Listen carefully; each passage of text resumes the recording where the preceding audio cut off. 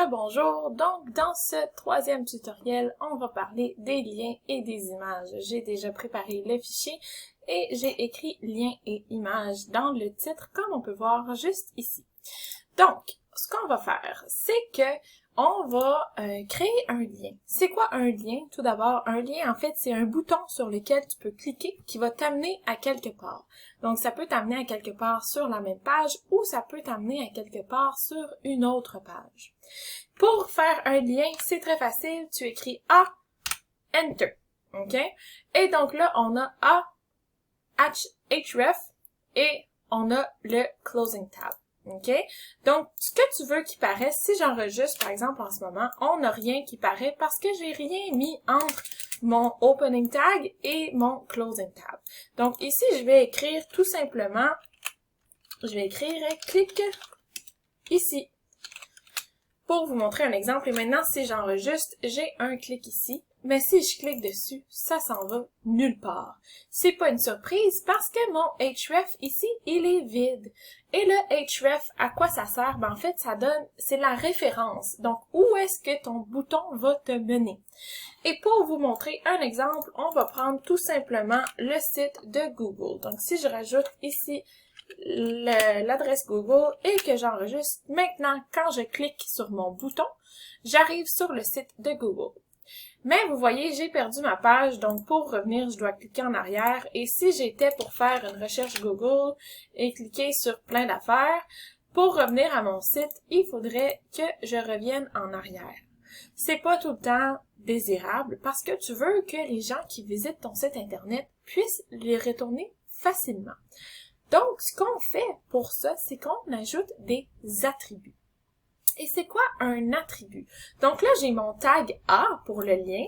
Et ici, ce que j'ai, le href, c'est un des attributs.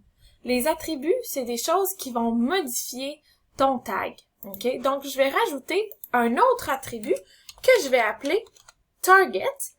Je vais rajouter un égal et je vais mettre des double quotes. OK? Si vous avez bien vu, avec Emmet, je pourrais juste écrire ta et sélectionner target et ça apparaît tout seul. Donc, mon target, je vais marquer blank. Blank, en anglais, ça veut dire vide. Donc, ce qui fait que ma référence, le site de Google, ils vont l'ouvrir sur une page vide, pas sur la page de mon site. Donc, si j'enregistre, CTRL-S, ici, enregistrer, vous voyez que j'ai encore mon site et j'ai ouvert ma page Google à côté. Donc, j'ai encore les deux pages d'ouvertes. Je suis pas obligée de retourner en arrière pour retourner à mon site. Donc, ça peut être super pratique.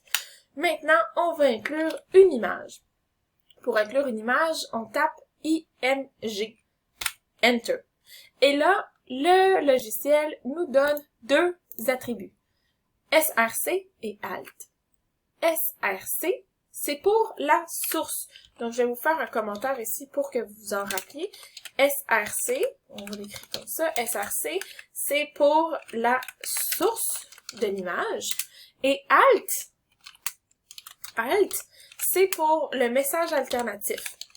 Donc, pour les gens qui ne peuvent pas voir. OK? Les gens qui peuvent pas voir ont des systèmes qui lisent les pages Internet et les photos, ils peuvent pas les voir, donc ils vont lire le message qui est dans le Alt. OK? Donc, on va rajouter une photo. Moi, j'ai mis une photo, j'ai créé un nouveau fichier qui s'appelle Image et dans ce fichier-là, j'ai une photo. Je vous montre.